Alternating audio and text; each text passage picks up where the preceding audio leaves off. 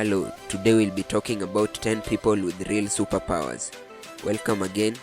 Be sure to hit the subscribe button, hit the like button and comment down below. Thank you. Number 1 on our list has X-ray vision. Natasha Demkina is a Russian woman who claims to be able to see into people's bodies. Just like an X-ray machine, she is able to detect problems inside of people and diagnose them. Natasha was a normal kid up until the age of 10, according to her mother. At the age of 10, her abilities began to manifest. Here is a clip. Her mother and sister. Natasha is allowed to use her usual interpreter, a friend from Russia.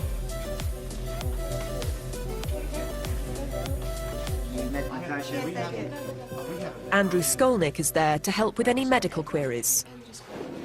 Hello. Heard a lot about you. I would say the main ethical problem, of course, is how do you test her and be fair to her, at the same time be fair to the truth?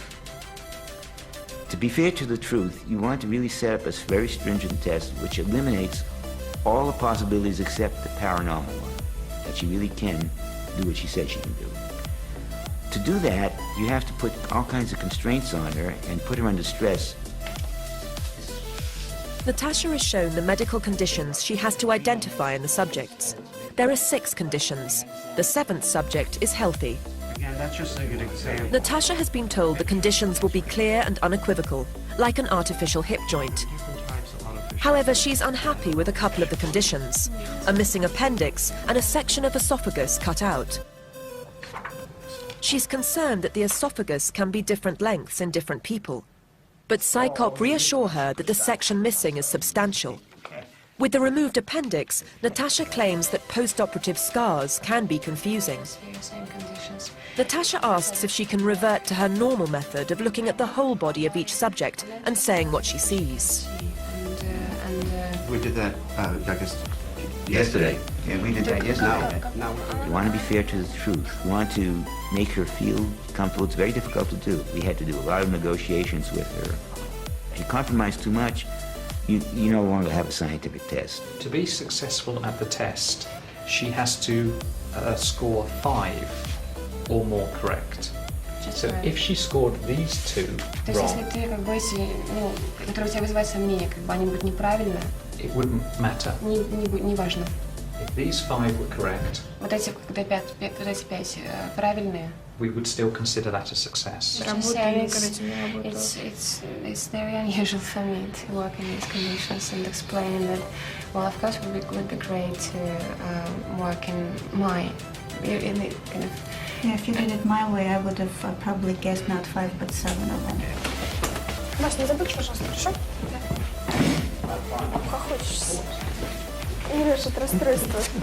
Natasha is really putting herself on the line here. Unlike lots of psychics, she's actually saying, yep, come along, test me, do whatever you want, and I'll try and fit around that. So I think it's a very brave thing to do.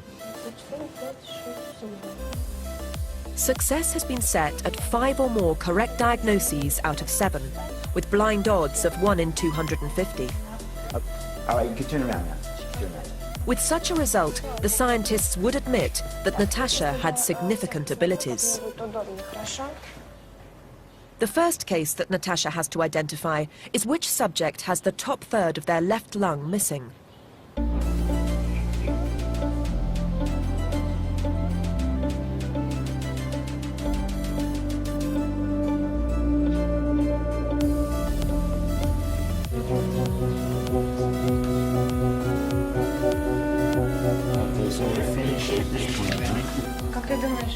How do you think it went?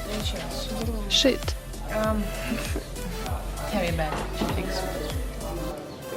Badly. I think no, it's not a success. Natasha is asked to be present as the results are announced, but then refuses to appear. The scientists have set 5 out of 7 as a pass. Natasha thought patient number 1 had none of the conditions. She was right. She thought patient 2 had no appendix. Actually, she had a resected esophagus. She thought patient 3 had staples in his chest, and was correct. She thought patient 4 had a resected esophagus. Actually, he had a metal plate in his head. Patient 5, she thought had a resected lung, and was correct. She thought patient 6 had the metal plate. Actually, he had no appendix. Patient 7, she thought had the hip replacement. She was correct. Natasha has scored 4 out of 7. The odds for this. Number 2, magnetic body. Liu Thoi Lin, I don't know if I pronounced that right. Liu Thoi Lin is a man from Malaysia who can stick metal objects into his body. Although scientists cannot detect anything going on with the magnets of his body, he is able to hold and balance a unique amount of metal objects on his skin. Pretty crazy, right? Here is a clip.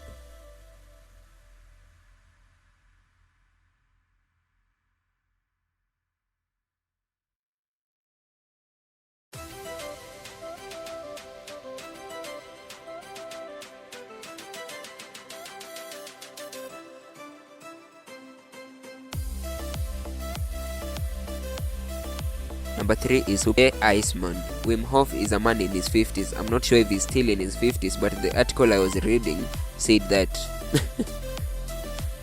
this man has pushed the limits of cold all over the world. In the past 35 years have faced all kinds of challenges and holds 20 Guinness World Records. He climbed Mount Kilimanjaro and Mount Everest in his shorts, broke records by swimming under ice water, and ran half a marathon in the desert without drinking water. Wim uses a breathing meditation technique that makes it so he doesn't feel the cold in the same way we do. He claims it has enhanced his immune system and that he doesn't suffer any bad effects from the ice dips. Here is a clip. This is Wim Hof. I am the Iceman!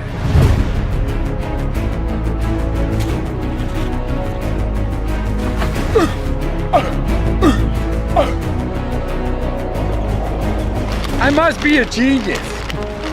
Because it's so simple to be happy. Just go into this ice bath, is meeting the stress to the deepest. See the mist? It's cold.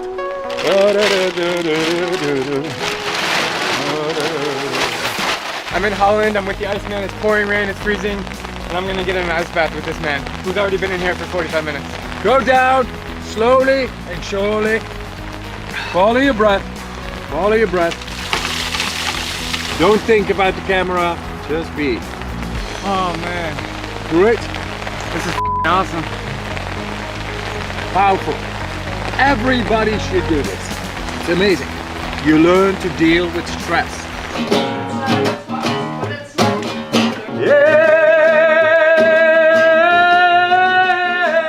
60-year-old Wim Hof is an extreme athlete from Holland who is world-renowned for his ability to withstand sub-zero temperatures. 17 years I was when I first encountered a thin layer of ice on the water. I went in and I felt connection. I could get a hold of my deeper feelings. After decades of immersing his body into freezing temperatures, he developed his own practice called the Wim Hof method. Is about breathing techniques that makes you able to enter into the depth of your natural physiology, your mindset, and you have the cold, which trains the cardiovascular system to the best. He claims that it can strengthen the body's immune system and help cure things like depression, anxiety, pain, and even fight off diseases. We're getting a tour of Wim's house right now. Yeah, man. It's more like a campground. This is where I train. It's not cold now, but normally it's minus 30 degrees Celsius. This man is truly a superhuman. I run in my shorts when it's cold, you know, for an hour or so. No shoes and go. You have how many world records and what are they? Yeah, it's like 26 world records, Guinness World Records, breaking them, standing in the ice for almost 2 hours now. Running beyond the polar circle, barefoot. Then once I lost the way under the ice, I had to go for 50 meters, but I went over the 100 meters because I missed the ice hole. There I lost the fear of dying. That was very, very impressive. He is completely breaking down barriers for what scientists thought the body could do. When I ask him how he does it, he explains that cold exposure works like weightlifting. The muscles get stronger the more you expose them, reducing the force that your heart has to use to pump blood. It's the best part, you know, the striptease. Do you own shoes? Yeah, but they don't own me. My vision is that we are now able to get 100% control over our own brain. We are able to defy inflammation, actually the cause of disease. And then we will change mental health care. With natural ways, we are able to outbalance any hormonal or mental disorder. I tell you once again, any mental disorder. Wim wants his voice to be heard in every corner of the globe, which he's had enormous success so far. Here it comes. Dozens of documentaries and books have been created about his life and theories. Millions of social media followers actively engage in his lifestyle, and he constantly runs workshops for people to implement his Wim Hof methods into their daily lives. I'm gonna be in the video! If there's something I've learned over the last 2 hours at Wim's house, it's that this man is up to something very special. I literally slept 0 hours last night. We came here, I was sleeping in the car, and now I've never felt more alive in my life. It's been incredible to meet the legend himself, and I look forward to not only practicing his methods, but seeing him next time in the cold mountains. Nice meeting you, Drew. And remember, ice is your warm and best friend.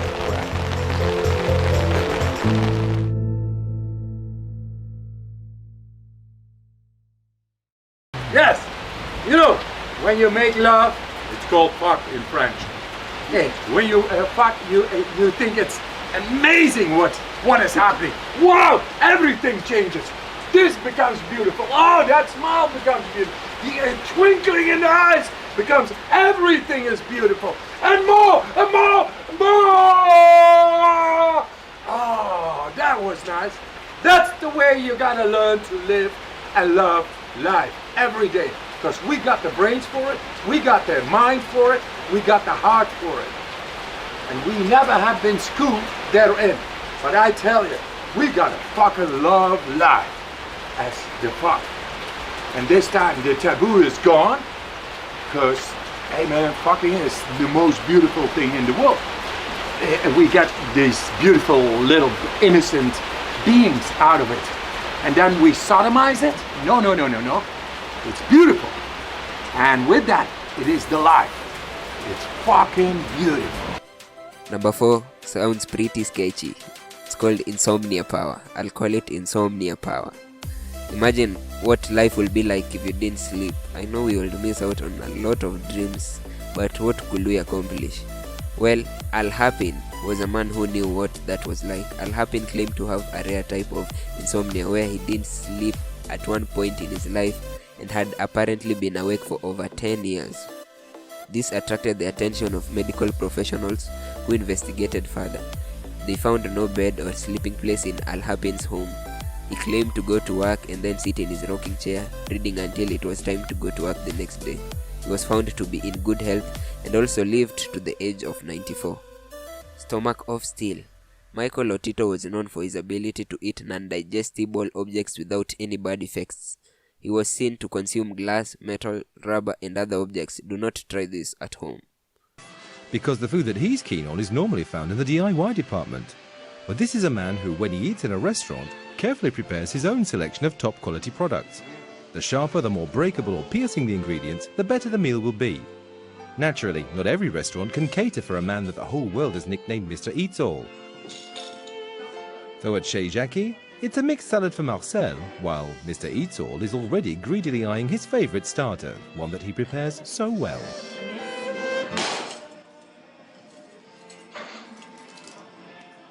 Well, just like you cut off a slice of meat from a roast, well, I break mine with a hammer and I eat it.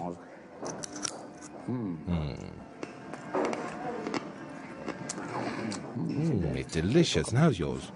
Mine's really delicious. Well, he certainly seems to be enjoying it. But despite appearing relaxed, Mr. Eats All is a master of his art, which is first and foremost great control over his body. A superb concentration without which he could have an accident with the smallest of his extravagances. As you can see from this X-ray, the chewing technique for these ingredients is essential for a good preparation. The next stage, the esophagus, is tricky. there's the risk of tearing the delicate tissues as the sharp objects go down. In addition to his contractions, Mr. Eatall has a little trick to make them slide down into his stomach. And after all that, would you care for a dessert? No, not for me. I don't eat bananas, thank you, no. When I eat a banana and I've metal in my stomach, it causes heartburn. And as I'm soft, I hate pain. So, unfortunately, I can't eat bananas. Too bad. Or rather, just as well. Number 6. Super language abilities. Even though there are many people who have come up, as I've seen in the Guinness Book of Records, to be able to speak multiple languages, Harold Williams, on the other hand, was a special case since he was able to speak 58 different languages. Harold was a normal kid until the age of 7, when he describes having an explosion in his brain. After that, he learned Latin, which is the root to many languages, and couldn't get enough. He spent his life traveling the world, going region by region, learning all the languages he could. Unfortunately, I did not get a clip. I don't know which year this was. Man, I'm just a bad journalist. 7. Eagle vision. The person with this power was able to see 20 times more accurate than the rest of us. Her name was Veronica Seider. Veronica Seider holds the world record for being able to see the smallest object without assistance from technology. In 1972, the University of Stuttgart in the West Germany reported that one of their students, Veronica Seider, had a visual acuity 20 times better than the average person. For example, she could identify people at a distance of more than a mile away, that is 1.6 kilometers. The typical person will need a set of binoculars to be able to accurately accomplish that. Number 8. Sonar vision. That's the ability of birds and dolphins. There's this ability they have to kinda use sound to be able to move around. So Ben Underwood is an extraordinary person with the ability to see using human echolocation. I saw the documentary of Ben Underwood a couple of years ago and it was really interesting. This guy, much respect to this guy. Ben lost his eyes to cancer and is completely blind. However, using a series of clicking noises, Ben is able to navigate the world around him. Here is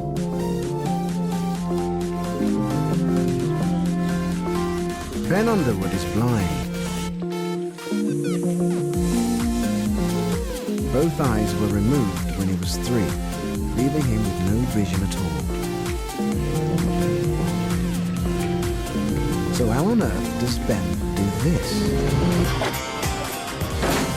And this? And even this?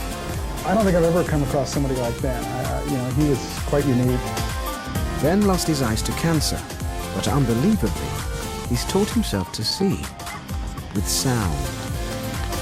If he chooses to go out there and ride that bicycle, let him ride the bicycle. It's got to be very smart. Somewhere in there, it's a little genius going on. I don't consider myself blind. Ain't nothing wrong with me. Ben has no guide dog and never uses a white cane. He's not even using his hands. Instead, he sees with sound. He makes a sharp click which bounces back off nearby objects. Amazingly, Ben's ears pick up the echoes and he can precisely locate where things are. Ben is the only person in the world who sees using nothing but echolocation. Well, I've been able to tell where walls are and where things on the ground are. If I click down, then I can hear them easier. But if I'm walking, I'm just clicking over it, it's not gonna get it. And I can tell where desks are in the classroom and stuff like that. I can hear the wall over there, the couch over there. I can hear the wall behind me. I can hear the wall over there and the TV and the computer. Yeah. Then I need a towel for drying because I don't have all my kitchen towels in here. All right, Mom, I'm gonna go get it. Ben's echolocation is so good that at home his mum, Aquanetta, Uncle Kerry, and brother Isaiah make no allowances for his blindness at all. Well, was a little kid, I didn't really know he was blind. I just knew he was my brother. Did he make it? He's determined to do what he's gonna do. And he refuses for somebody to label him as blind. You see this kid that has a whole different way of thinking. It's magic and it's real. I don't think I've ever seen anyone quite as remarkable as Ben, nor have I seen anyone quite as remarkable as Ben's mom. And I think that's a lot of the secret to Ben's amazing talents. He knows that there's nothing. Number 9. High pain tolerance. Now, we have heard of using meditation to ease the pains of childbirth, but Tim Cridland has decided to use his high pain tolerance as a means of performance and entertainment. He says, "There's nothing abnormal about me physically. Everything I've done, I've trained myself to do. I'd say what I'm doing is demonstrating some kind of extreme examples of what you can do with your mind and combining that with your body. You could take the same techniques I use to overcome pain and use them in your own life to inspire you to persevere against the pains in life we all have to deal with." That was Tim Cridland speaking in Phase magazine. Here is a clip for you. Even though it's old, enjoy, guys. A mind-boggling demonstration took place in downtown Sacramento today, all in an effort to show people the power of the mind. Sufi mystic Tim Cridland says the mind can block out fear and pain. To prove his point, he will lay on a bed of nails as a 2,500-pound car drives over him. Oh, it might sound crazy, but Cridland says stunts like this show people that nothing is impossible if you know what you're getting into. Today's demonstration was staged to promote the Evolving Times Expo scheduled for this weekend in Sacramento. Why do I picture those people getting up, nothing's wrong, then getting in their car and taking a bottle of Motrin? The highest rating for a WB premiere. Fans started to wonder if the three witches got along off-screen. Come here, baby. No, wait. Come here. This is Holly. You guys are... There you go. I'm not talking anymore. You guys are Holly Marie Combs.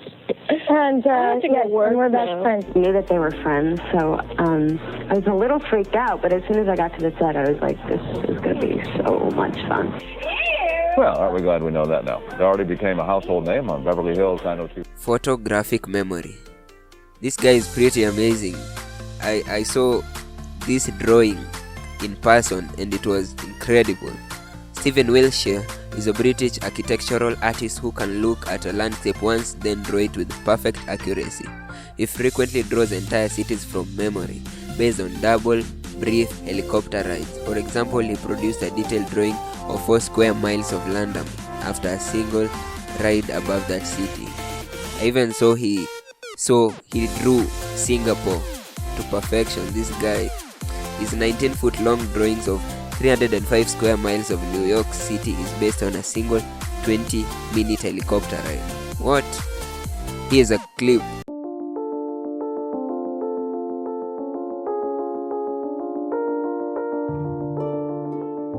I'm Stephen Wiltshire. I'm an artist. I'm in New York City. New York is my favorite city.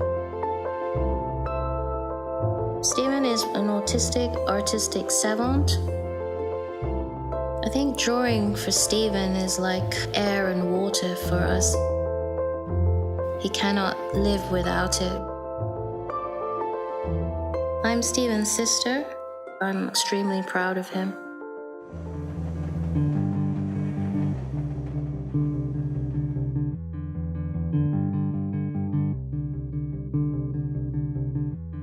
I'm gonna do a drawing of New York City from the memory.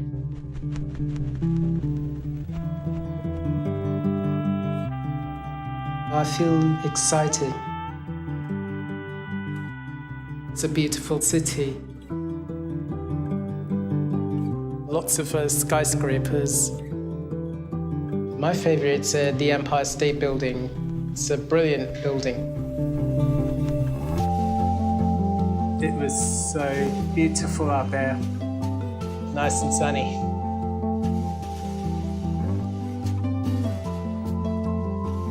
Every aspect of what he sees comes alive on paper.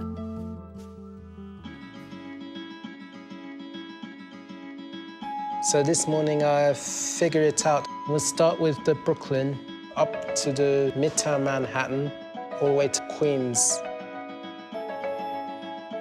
Gonna start now.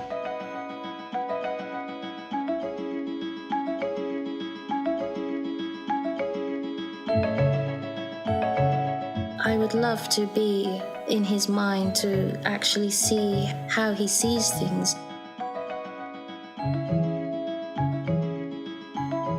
Stephen was mute until the age of 5, so drawing was a form of his speech. This was his language. He has a phenomenal memory and is able to memorize cityscapes, landscapes, how many windows, floors, chimneys. To watch the ink touch the paper, it's almost like fine embroidery. You can actually see it develop. I never get tired of it.